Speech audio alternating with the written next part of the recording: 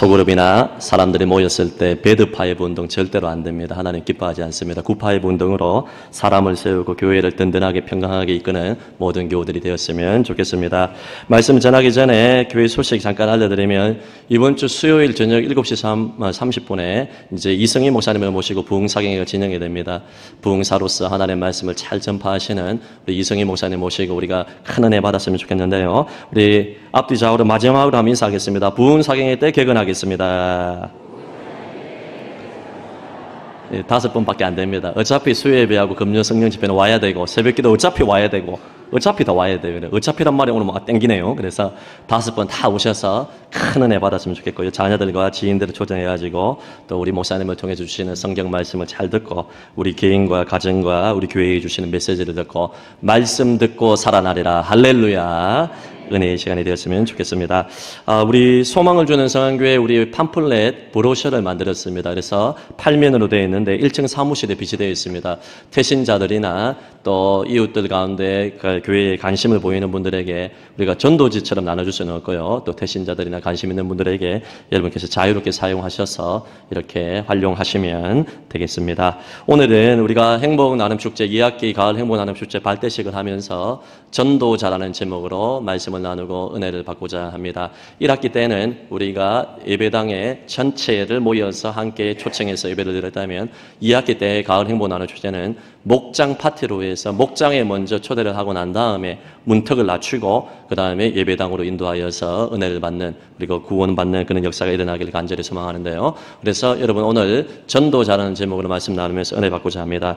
3부 예배 참석하는 한 집사님이신데요. 예수를 믿은 지 얼마 되지 않은 분입니다. 이분과 식사 교제를 하면서 참 은혜로운 간증을 들었습니다. 이분이 예수를 믿고 나서 너무나 기쁨이 차고 넘쳐서 자녀도 전도하고 가게 일을 하면서 많은 사람들에게 복음을 전하기 위해서 이번에 조혜련 집사님이 왔을 때 또 저와 사진을 같이 찍으면서 이렇게 홍보도 하고 전도도 하고 찬송도 틀어놓고 만나는 모든 사람들에게 예수님 증거하는 게 그렇게 좋답니다. 질병이 있고 큰 수술을 받았음에도 불구하고 천국에 대한 확신이 있기 때문에 기쁨으로 날마다 행복하게 살고 있습니다. 간증을 하고 많은 사람들에게 전도자로 하는데 이분이 어떻게 예수를 믿었냐 하면 우리 교회에 하는 분이 지속적으로 찾아가서 기도해주고 또 사랑을 베풀고 섬겨주고 선물도 주고 또 장사도 해주고 또 팔아주면서 이렇게 이제 사랑을 보였는데 처음에는 거절도 많이 하고 불교를 믿고 이방 종교를 믿으면서 거절하고 핀잔도 많이 주었는데 계속해서 찾아가니까 마음 문이 열려서 예수 믿게 되었는데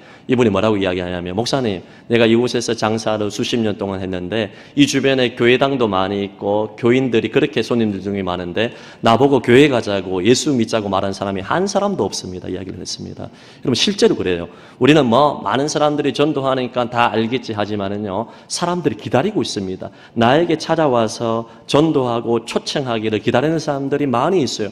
부산은 특히 더 그러합니다. 수도권의 분당이나 용인 같은 교회는 여러분 전라도 같은 경우에는 예수 믿는 사람들이 25% 30% 되어 있는 지역도 있지만은 부산은 제가 봤을 때 10%가 안 돼요. 이단을 다 포함해서 10%가 되지 않습니다. 10명 중에 9명이 있는데요. 그중에 복음을 거절하고 핍박하는 사람이 있는데 속근원을 살펴보게 되면 오히려 복음을 기다리는 것입니다. 그러므로 저와 여러분이 입술을 열어 복음을 전하고 끈질기게 예수 사랑을 전하고 기도와 섬김으로 사람을 찾아가는 것은 너무나 중요합니다. 전도가 사람을 살리는 것입니다. 그분에게 입술을 열어서 계속 찾아간 성안교회의 교우가 없었더라면 그분은 구원의 길로 나오지 못했을 것입니다. 가족도 구원받지 못했을 것입니다. 그런데 계속해서 찾아가는 전도자 한 사람을 통하여서 하나님이 사람을 살린 것입니다. 하나님이 가장 기뻐하시는 것, 이 세상에서 가장 가치 있는 것은 복음 전도인 줄로 믿습니다. 하나님이 전도에 미련한 것으로 사람을 구원하기를 기뻐하셨다. 여러분 불신자들을 한번 생각해 보세요. 여러분이 예수 믿기 이전에 예수라는 분이 예수님이라는 분이 나의 죄를 위해서 인류의 죄를 위해서 십자가에 달려 죽으시고 3일 만에 부활했던 것 그런 이성적으로 믿어줄 수가 없어요. 초이성적인 것입니다. 성령의 역사로 되는 것입니다. 복음 전도의 내용 자체가 세상 사람들이 볼 때는 미련해 보입니다. 유대인들에게 있어서는 그것이 여러분 지혜롭지 못하게 보이고 헬라인들에게 있어서는 그것은 미련하게 보인다고 이야기를 하지 않습니까? 모르면 복음 전도와 예수님의 이 사건은 우리가 다 형용할 수 없고 논리와 이성으로 다 설득할 수가 없는 것입니다. 이성적인 것이기 때문에 그런 것이죠. 논리도 필요하고 모두 지식도 필요하지만은 성령님의 강력한 역사가 필요하는데, 성령님이 사람을 구원하실 때 하나님의 방법은 다른 것이 아니라 전도에 미련한 것으로 사람을 구원하기를 기뻐하셨다. 여러분, 디도서 1장 3절에 보게 되면 이 전도를 어떻게 했느냐. 시작. 자기 때에 자기의 말씀을 전도로 나타내셨으니 이 전도는 우리 구주 하나님이 명하신 대로 내게 맡기신 것이라. 예수님의 십자가와 부활을 통하여서 온 인류가 구원받는다는 이 도를 전하는 것이 전도 아니겠습니까? 여러분, 이것이 우리에게 주신 하나님의 사명이라는 것입니다. 우리는 예수를 처음 믿었든지 오래 믿었든지 상관없이 때를 얻든지 못 얻든지 복음을 전하고 사람을 살리는데 우리는 최선을 다해야 됩니다. 전도하자고 하면 부담이 많이 되잖아요. 그런데 부담 이전에 특권이라는 것을 알아야 돼요. 하나님이 한 사람을 구원하는데 나같이 부족한 사람을 동참시켜서 특권을 주었다는 것을 알아야 됩니다. 천사에게도 로봇에게 맡기지 아니하시고 흠많은 나에게 하나님이 전도자의 직분을 주셨다는 그 하나로 인하여서 우리는 감사함으로 특권의식을 가지고 복음을 전해야 됩니다. 저는 성경 말씀을 보면서 가장 큰 상급을 받을 사람이 누구냐? 성경 66권의 말씀을 연구하면 연구할수록 깨닫는 게 뭐냐 하면 복음 전하다가 순교한 사람이 가장 큰 상급 받습니다. 요한계시록이나 성경 66권 말씀을 보세요. 여러분, 선지자들 보세요. 제사장들과 모든 주의 백성들 보세요. 복음 전하다가 핍박당하고 순교한 사람. 두 번째는 그와 똑같은 것인데 많은 사람들을 옳은 대로 돌아오게 한 전도자가 가장 큰 상급을 받습니다. 다니엘 12장 3절 말씀 볼까요? 시작. 지혜 있는 자는 궁창의 빛과 같이 빛날 것이요 많은 사람을 옳은 대로 돌아오게 한 자는 별과 같이 영원토록 빛나리라. 아멘. 여러분, 많은 사람은 옳은 대로 돌아오게 한 자는 별과 같이 영원토록 빛나는 상급을 받게 된다는 것입니다. 제가 1, 2, 3부, 4부 예배를 드리면서 쭉 보게 되면요, 제가 부임한 이후로부터 초신자들이 예수 믿고 구원받고 또 낙심한 자들이 돌아온 사람들이 많이 계시는데 2부 예배, 3부 예배, 4부 예배 일부도 그렇고 지금도 여기에 보면 예수를 믿은 지 1년, 2년, 3년밖에 되지 않은 분들도 많이 계십니다.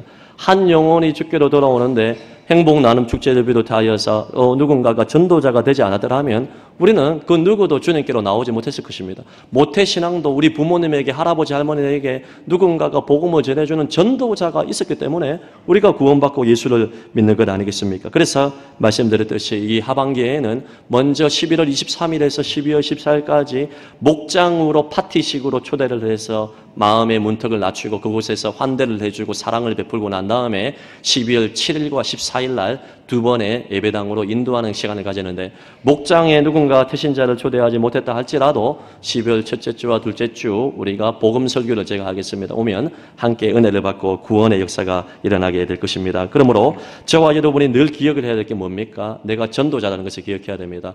여러분, 전도의 방식들이 실제적으로 내가 예수 그리스도의 복음을 완전히 이해하고 은혜 안에 녹아져 있어서 누군가에게 복음을 직접 전한다면 제일 좋은 방법인데, 많은 사람들이 그렇게 하기 쉽지 않아요. 목사님, 나는 많이 배우지 못했습니다. 입술이 언언합니다. 말은 논리적으로 하지만 감화력이 없습니다. 그렇다면 여러분 어떻게 하겠습니까? 기도하는 가운데서 안드레식 전도 방법으로, 예수님의 전도 방법으로 와보라, 데리고 와서 복음을 듣게 하고 목장과 교회당에서 형제 자매들의 사랑으로 말미암아 복음을 듣게 하는 방법, 이 안드레식 전도 방법이 바로 우리 교회에서 행하고 있는 행복 나눔 축제라는 것을 알아야 됩니다. 예수님께서도 세례 요한의 제자들을 만나고 난 다음에 와 보라고 했습니다. 거처를 함께 하면서 함께 예수님과 동고동락하면서 예수가 하나님이라는 것을, 내가 구원자라는 것을 깨달으라는 것이죠. 여러분, 이 말을 듣고 안드레가 예수 그리스도가 메시아라는 것을 깨닫고 경험하고 난 다음에 그가 먼저 오늘 성경 말씀 보면 자기 형제 시몬 베드로를 만나서 내가 메시아를 만났다 간증하고 그리고 데리고 예수께로 오니, 안드레식 전도 방법 초청하는 것입니다. 목장에 초대하는 것입니다. 예배당에 초대하여 복음의 말씀을 듣게 하는 것입니다. 그러므로 우리는 안 된다는 실패의식, 나는 그동안 한 번도 전도하지 못했고 내가 전도해도 열매가 없다고 생각하는 실패의식, 패배의식을 다 십자가 앞에 다 내려놓고 하나님이 가장 기뻐하시는 영혼 구원을 위하여서 여러분이 태신자를 품고 VIP를 품고 전도자가 될 수 있기를 예수님 이름으로 축복합니다. 예수 믿은 지 바로 초신자가 가장 전도 잘합니다. 내가 만난 예수 잘 모르지만, 성경 지식은 잘 모르지만은 내가 경험한 하나님의 은혜를 바로 따뜻하게 우리에게 따끈따끈하게 나눌 수 있기 때문에 그런 것 아니겠습니까? 자, 그렇다면 오늘 저와 여러분은 이렇게 안드레식 전도 방법이 너무너무 중요하고 사람을 살리는 길인데, 전도자의 마음가짐과 자세를 디모데후서 4장 말씀을 통하여서 간단히 살펴보고 은혜를 받고자 합니다. 여러분, 전도자의 마음가짐과 자세, 첫째는 따라하겠습니다. 전도자는 영혼의 귀중함을 알아야 합니다. 전도자는 영혼의 귀중함을 알아야 합니다. 디모데후서 4장 1절 읽지 않았지만은 하나님 앞과 살아있는 자, 죽은 자를 심판하실 그리스도 예수 앞에서 엄숙히 명령한다. 반드시 해야 된다는 것입니다. 복음을 전하지 아니하면 내게 화가 있다고 했잖아요. 사람을 살리는 약이 있는데, 복음의 약이 있는데 그것을 죽어가는 사람에게 전달해 주지 않는다면 그것은 여러분 자살 방조제요, 직무유기죄라는 것을 알아야 된다는 것입니다. 왜냐하면 사람의 가치가, 영혼의 가치가 온 천하보다 더 귀하기 때문에 그런 것입니다.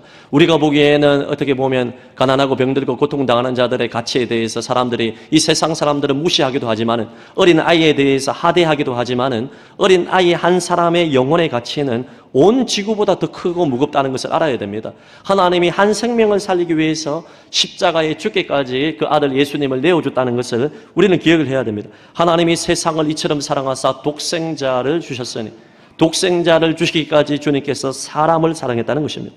우리가 계란에 있다고 치면, 여러분 이 계란을 딱 반으로 나누게 되면 껍질과 흰자와 노른자가 있어요. 그래서 이것에 대해서 어떤 사람들은 사람에 대해서 영과 혼과 육이 있다는 3분설로 이야기하는데, 우리 개혁주의 신학에서는 2분설을 주로 이야기를 합니다. 영육을 이야기하며 영혼을 이야기하고 육체를 이야기합니다. 사람은 어떤 측면에서 보게 되면 영육의 통일체입니다. 영육을 구분할 수는 있지만 영육의 통일체로서 사람은 너무나 존귀한 존재입니다. 여러분, 사람을 이야기를 할 때 몸의 부활도 소중한 것입니다. 그래서 우리가 사도신경 고백을 할 때 몸의 부활을 믿습니다.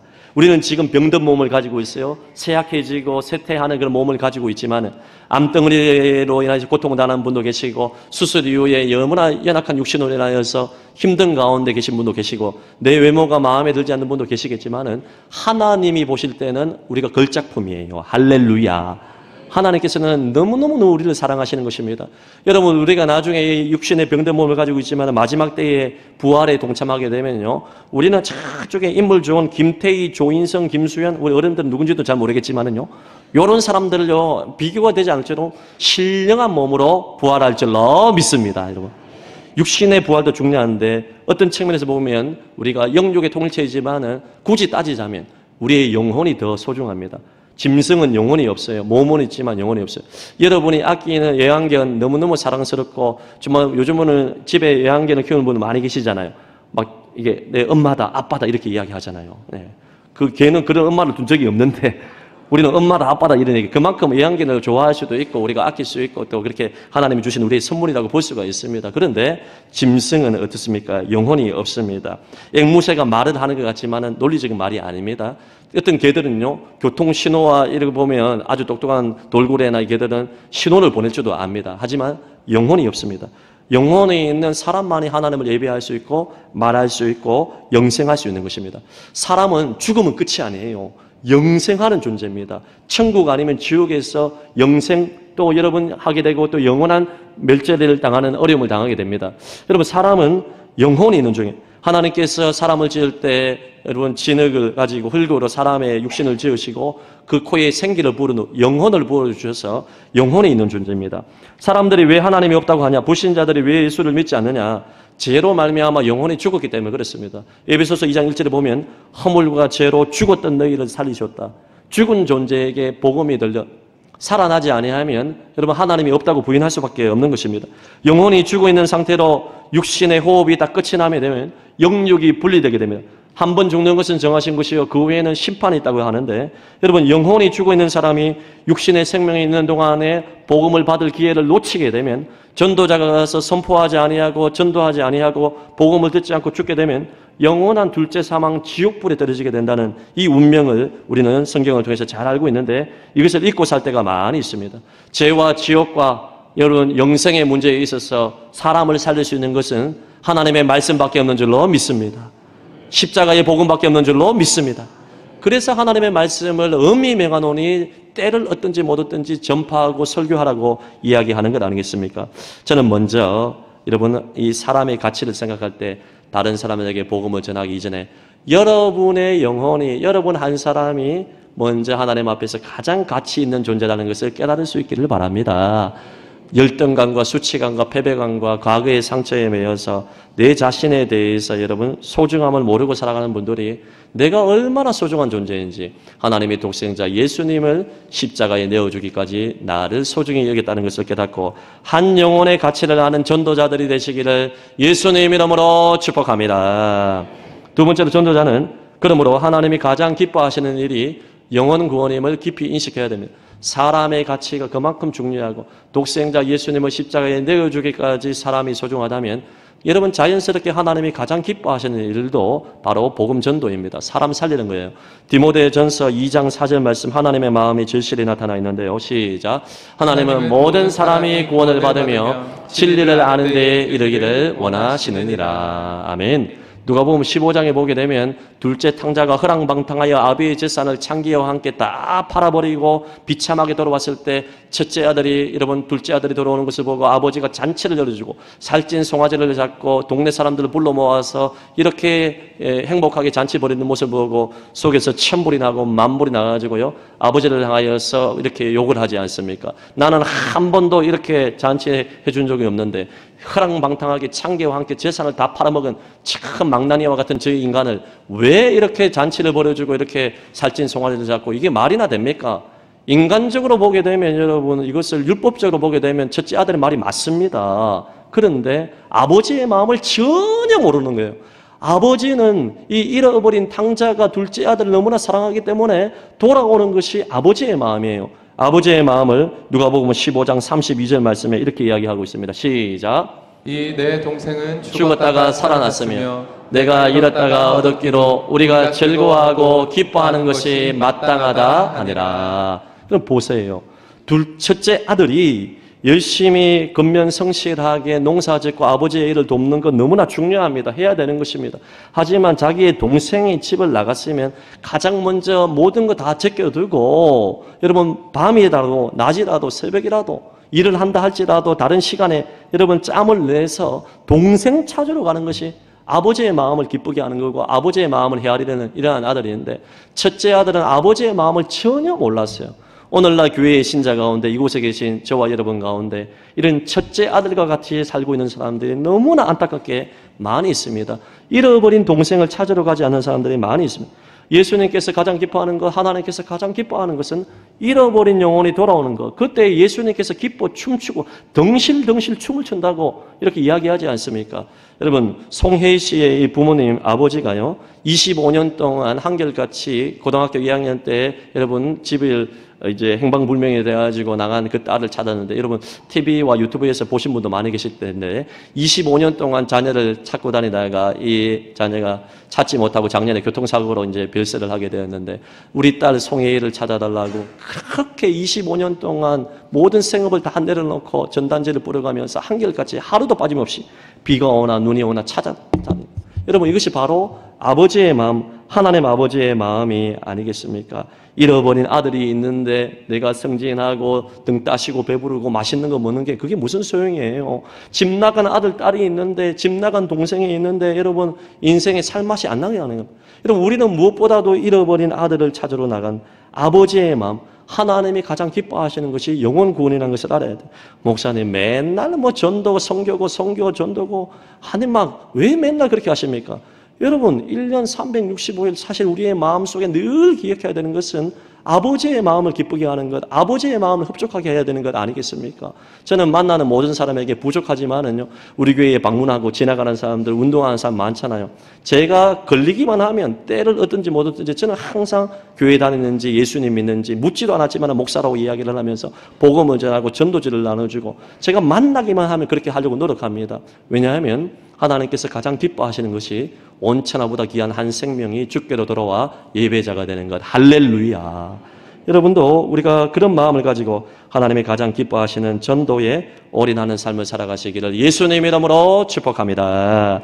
세 번째로 전도자는 따라하겠습니다. 핍박과 고난을 각오해야 합니다. 핍박과 고난을 각오해야 합니다. 우리가 읽었던 디모데후서 4장 5절을 보게 되면 그러나 너는 모든 일에 고난을 받으며 모든 일에 신중하여 고난을 받으며 전도자의 일을 하며 내 직무를 다하라 이야기합니다. 심판주 그리스도 하나님 앞에서 살아있는 자와 죽은 자를 심판하실 그리스도 예수 앞에서 말씀을 전할 때 여러분 전도자의 직무를 감당할 때 고난이 있다는 것입니다. 이 전도자의 직무는 사명이고 미션이에요. 여러분 미션 임파서블이라는 영화가 있는 것처럼 반드시 아무리 어렵고 힘든 일을 할지라도 사명을 완수해야 되는 것입니다. 전도자의 길이 어렵고 핍박이 있다 할지라도 반드시 사명을 감당해야 돼요. 예수님께서는 신자의 길을 제자들을 파송하실 때 양떼를 이리떼로 보낸다고 이렇게 표현을 했습니다. 그만큼 우리가 이 땅에서 예수 똑바로 믿고 전도자로 살면 반드시 핍박과 고난이 있다는 것입니다. 여러분 우리 교회의 시작도 어떻게 보면 1972년도 9월 달에 우리가 이제 교회 설립 기념주를 맞이해서 우리 주기철 목사님의 우리 장조카이신 우리 주은성 목사님을 그분께서 교회를 시작할 때 어려움이 왜 없겠습니까? 그의 아버지, 그의 삼촌이 여러분 주기철 목사님이 신사참배 반대하고 교회를 세우고 복음을 전하고 하나님 나라 복음을 전하다가 순교하지 않았습니까? 복음 전하면 반드시 핍박이 있습니다. 그 이후에 고 윤장호 목사님도 여러분 목회를 하시면서 왜 어려움이 없겠습니까? 고난이 있습니다. 목회자의 길, 여러분 평신도의 길, 전도자의 길에는 반드시 핍박과 고난이 있고 오해와 억울함이 있고 여러분 마음 상하는 일들이 많이 있어요. 그럼에도 불구하고 중도 포기하면 안 됩니다. 그럴 때도 우리는 핍박과 고난을 감수하고 끝까지 사명을 감당해야 됩니다. 마태복음 5장 11절에서 12절 말씀 볼까요? 여러분 예수님께서 하신 말씀입니다. 시작. 나로 말미암아 너희를 욕하고 박해하고 거짓으로 너희를 거슬려 모든 악한 말을 할 때에는 너희에게 복이 있나니 기뻐하고 즐거워하라. 하늘에서 너희의 상이 큼이라. 너희 전에 있던 선지자들도 이같이 박해하였느니라. 아멘. 여러분 한번 생각해 보세요. 사도행전에 나오는 예루살렘과 안디옥 교회 같은 교우들이 그냥 젠틀하게 예수 믿었으면 핍박받을 일이 없어요. 예수 믿으면서 교양 있게 젠틀하게 예수 믿으면서 예수 이름 증거하지 아니하고 누군가 하나님을 욕해도 그냥 그럴 수도 있지 가만히 있고요. 복음 전하지도 않고 그냥 예수 믿으면 삶으로 전도해야지 하면서 가만히 있으면요. 욕먹일 일도 없어요. 회색 신자로 살아가면 됩니다. 내가 예수를 믿는지도 안 믿는지도 사람들은 몰라요. 그냥 구름이 담 넘어가듯이 넘어가면 됩니다. 하지만 사도들이 그리고 그의 제자들이 핍박을 받은 이유는 바르게 살고 정직하게 사는 동시에 예수는 그리스도라 가르치기와 전도하기를 치지 아니하였다. 예수 이름 증거하고 십자가의 복음을 선포하니까 세상 사람들이 그걸 듣기 싫어한다는 것입니다. 우리가 여러분 이 땅을 살아가면서 핍박과 고난을 당하는 것은 예수님 때문에 핍박당해야 됩니다. 내가 잘못해서 핍박당하고 고난당하는 거 말고 예수 복음 증거하다가 말씀대로 살다가 진실하게 살다가 예수 자랑하다가 그때 핍박과 고난을 당할 때 하늘에서 상급이 크다는 것입니다.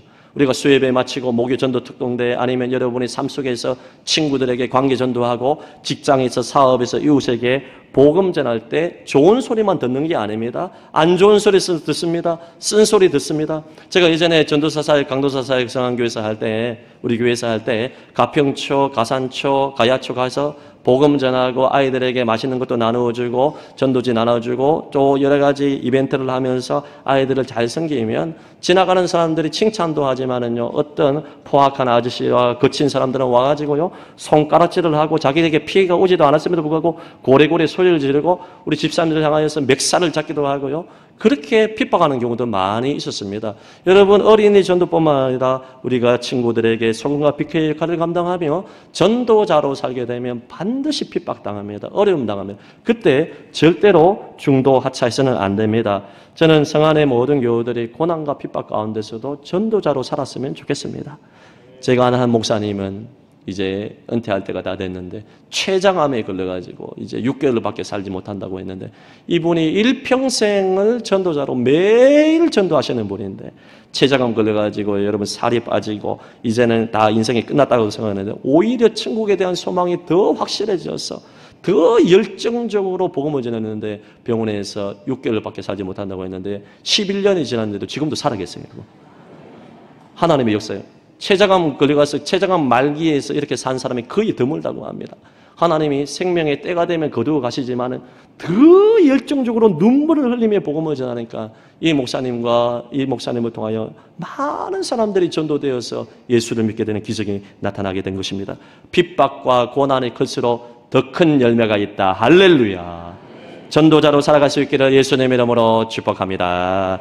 네 번째로 전도자는 따라하겠습니다. 간절히 기도해야 합니다. 간절히 기도해야 합니다. 여러분 사도행전 4장 31절 말씀 시작. 빌기를 다음에 모인 곳이 진동하더니 무리가 다 성령이 충만하여 담대히 하나님의 말씀을 전하니라. 이러한 땅이 진동하는 역사가 우리 가운데 있어야 됩니다. 성령 충만하여 담대히 말씀을 전할 수 있는 근거는 빌기를 다음에 간절히 기도했을 때, 바울도 가는 곳곳마다 그 능력의 사도도 전도의 문을 열어달라고 기도를 부탁하지 않았습니까? 목장이 연합하여 합심하여 기도하여 태신자를 품고 이름을 부르며 기도할 때 전도의 문이 열릴 줄로 믿습니다. 우리 목장은 전도 못해, 나는 전도 못해. 아니에요. 기도하면 하나님이 사람 붙여줍니다. 우리 조혜련 집사님 이번에 두 번째로 와서 생명책 이야기 했잖아요. 보세요. 생명책 여러분 구입하십시오. 저는 생명책 보면서 너무너무 감동을 받고 매일 보고 있는데요. 저는 이 조혜련 목사님이 아니고 집사님이 이걸 소개를 했을 때 제가 바로 목사 만들고 있네요. 그래서 이거 소개했을 때요. 다른 교회에서 뭐 적용하려면 하고 말라면 하고 하는데 저는요. 이게 빠릿빠릿하잖아요. 바로 이야기하자마자 바로 인쇄소 전화해가지고 그 다음날 바로 만들었어요. 이걸요. 여러분 조혜련 집사님의 이 생명책을 통하여서 예수를 믿지 않는 연예인들과 불신 가족들이 기도하고 섬겼더니 얼마나 많은 사람들이 주께로 돌아왔습니까? 우리도 마찬가지예요. 연예인만 전도할 수 있는 건 아닙니다. 목사님만 전도할 수 있는 건 아닙니다. 누구든지 간에 여러분 영혼을 품고 기도하기만 하면 전도의 문은 하나님이 열어주실 줄로 믿습니다. 가족 전도가 어려운데 여러분 이 공간치유 대표이사인 윤주희 대표의 소체 영상을 잠깐 우리 한번 보겠습니다. 저는 하나님이 10년 동안 제 기도가 하나도 상달 안 되는 줄 알았어요. 예. 너무 강박하셨기 때문에. 그런데 그게 아니라 이 정말 큰 돌덩이의 이 바위에 기도 낙수물이 계속 떨어졌던 거예요. 그래서 힘이 없던 낙수물이 한 군데 계속 떨어지면서 드디어 바위가 쪼개진 거예요. 근데 이게 쪼개지기 시작하니까 막 폭풍과 같이 하나님의 역사가 일주일 만에 다 이루어진 거예요. 저한테 지금도 가족 구원을 위해서 이제 기도를 부탁하는 자매들, 형제들이 있으면 그렇게 얘기를 해요. 구원은 나의 문제가 아니야. 하나님이 더 원하시고 맞습니다. 구원은 하나님의 영역이기 때문에 반드시 하셔. 여러분 그렇습니다. 가족 구원이든지 이웃 친구 간에 우리가 끊임없이 간절히 기도한다면 하나님이 전도의 문을 열어주실 줄로 믿습니다. 마지막 다섯 번째로 전도자는 따라하겠습니다. 포기하지 말고 끈질기게 전도해야 합니다. 포기하지 말고 끈질기게 전도해야 합니다. 디모데후서는 유언과 같은 말씀입니다. 사도 바울이 로마에 2차로 감옥에 투옥을 당해가지고 순교를 당한다는 직감이 있지 않습니까? 그 직감이 왔을 때 계시를 받아 적은 편지의 말씀인데 그의 사랑하는 영적인 아들인 디모데가 에베소에서 목회를 할 때 마지막 유언과 같이 편지를 쓰고 계시의 말씀을 전해 주었는데요. 여러분 유언을 할 때는 핵심만 선포합니다. 장황하게 이야기하지 않습니다. 우리의 사랑하는 자녀들에게 꼭 하고 싶은 말을 하는데 말씀을 전파하는 것입니다. 이 말씀을 전파하는 첫째는 설교하는 것입니다. 때를 얻든지 못 얻든지 사람이 변화되든지 변화되지 않든지 계속해서 설교하라. 2차적인 적용으로서 우리가 불신자들에게 복음을 전하라. 이게 적용이 되는데 디모데후서 4장 2절 3절 말씀 보게 되면 마지막 때가 되게 되면 사람들이 귀가 가리워져서 자기의 사역을 쫓을 스승을 쫓게 되고 거짓 교리를 따르게 되고 마음이 강팍해진다 이야기를 합니다. 세상을 사랑한다. 말씀을 듣지 않는다고 이야기를 합니다. 그럼에도 불구하고 범사에 오래 참음과 경책하고 경계하고 기도하면서 끊임없이 포기하지 말고 복음을 전하고 말씀을 설교할 것을 이야기를 하고 있습니다. 우리가 한번 복음을 전했는데 바로 예수 믿으면 얼마나 좋겠어요. 예배당 바로 오면 얼마나 좋겠어요. 그런데 그렇지 않습니다. 여러분 갈라디아서 6장 9절 말씀 한번 볼까요? 6장 9절 시작. 우리가 선을 행하되 낙심하지 말지니 포기하지 아니하면 때가 이름에 거두리라. 아멘. 태신자를 품고 끊임없이 찾아가고 포기하지 않고 50번만 찾아가면 전도의 문이 열려요. 제가 이번에 감천제일교회에 이제 2년 전에 제가 전도 세미나 하고 왔는데 한 권사님이 그 말씀에 도전을 받아가지고 실천을 했어요. 듣는 것 바로 실천의 열매가 있습니다. 50번 찾아가십시오. 불신자들에게 하니까 이분이 그대로 순종해가지고 친구들, 지인들을 태신자를 품고 50번 찾아가지 않고 저한테 그 얘기 하더라고요. 목사님, 2년 전에 그 말씀 듣고 50번 안 가고 12번만 가도 오더라고요. 할렐루야. 그 얘기를 하면서 끈질기게 포기하지 않고 전도하는 게 너무 중요한. 제가 서두에 말씀드렸던 그 집사님도 이런 무려 1년 동안 거절을 해요. 핑계를 대죠. 근데 계속 찾아가고 기도하고 섬기고 대접하고 사랑을 베풀었을 때 만물이 열린 과정. 끈질기게 우리가 찾아가고 끈질기게 사랑으로 전도해야 되는 것입니다. 우리가 어떤 사람을 만났을 때 어떤 일과 사업을 할 때도 마찬가지 아닙니까? 계속해서 꾸준하게 끈질기게 포기하지 않고 하는 게 너무나 중요하면 저는 장가 갈 때도 우리 장인 어르신한테 그때 한번 내가 간증한 적이 있죠. 뭐 간증은 아니고 이야기한 적이 있죠. 장가 가려고 내가 끊임없이 찾아갔다 아닙니까, 여러분? 딸을 주시면 제가 절대로 손에 물을 묻히지 않겠습니다. 이런 감언이설 해가면서 계속 찾아가고 간절한 눈빛으로 실없는 농담을 해가면서 끊임없이 찾아가고 하니까 장인의 마음에 물려서 예수님이 알고 그래서 여러분 제가 이제 장가를 가고 또 하게 됐는데 여러분 그렇지 않습니까? 우리가 어떤 일을 할 때도 포기하지 않고 하는 게 중요한데 전도는 더 그렇습니다. 우리 마지막으로 우리가 오늘의 영상을 한 번 더 보겠습니다. 고구마 전도왕 김기동 우리 목사님의 영상 보고 이제 기도했으면 좋겠습니다. 스님이 신방을 오셨어요. 원체 잘 나오시던 분이 보살님이 안 오니까 아이고 최 보살님 어떻게 이렇게 아프신지 제가 왔습니다 하니까 우리 어머니가 스님을 붙잡고 스님 나는 아들 말 따라 이제 교회 다니고 예수 믿습니다. 그래서 스님도 이제부터 예수 믿으셔야 합니다. 그러니까 이제 스님이 이제 예수쟁이 다 되셨네요 하면서 안 왔어요. 그리고 47년간 다녔으니까 친구들이 얼마나 많았어요. 그렇죠. 19분을 교회로 인도하셨어요. 할렐루야. 와. 그리고 마지막에 이제 소천할 때 제가 미국에 살지만 마지막 소천을 보았습니다. 한국에서. 어머니가 맨 마지막에 하신 말씀이 있어요. 천사가 와서 기다린다. 너무 맑게. 뭐 부모님 전도가 어렵다고 하지만 부모님만 전도하려고 하니까 어려운 거예요. 사도행전 1장 8절에 보면 예루살렘과 유다와 사마리아와 땅끝이 나오잖아요. 근데 예루살렘과 유다와 사마리아와 하는 이 전치사와 과가 실제 뜻이 카이라는 말인데 동시다발적으로 라는 뜻이에요. 그래서 예루살렘, 유다, 사마리아는 예루살렘 하고 나서 유다 하고 나서가 아니라 동시다발. 다시 말하면 우리 부모님 옆에 이웃, 친구, 선교지 동시에 하면 예루살렘으로 집중된다는 걸 알았어요. 다른 사람을 전도하면서 항상 부모님과 연관이 돼요. 우리가 자꾸 피하고 안 믿을 거다. 내가 이야기하면 우리 어머니 화낼 거다. 이런 식으로. 그렇게 생각하니까 미리 안 하는 선입견으로. 거죠. 잔 스타트 목사님이 침묵하는 죄라는 책이 있는데 안 믿는 자는 몰라서 모른다. 그러나 핍박해도 몰라서 그렇다. 그 앞에서 입을 다물고 있는 믿는 자가 문제다라는 것이 그게 핵심입니다. 우리가 김기동 목사님을 다음에 기회가 되면 한번 제가 초청하기를 원하는데요. 제가 이전교회 있을 때 초청 날짜를 다 잡기도 했는데 우리가 끈질기게 포기하지 아니하고 담대하게 복음을 전하게만 한다면 하나님이 전도하시는 것입니다. 여러분이 축복의 통로가 되기를 바랍니다. 한 번뿐인 인생 살면서 이 세상에서 가장 가치 있는 일을 하면서 해야죠.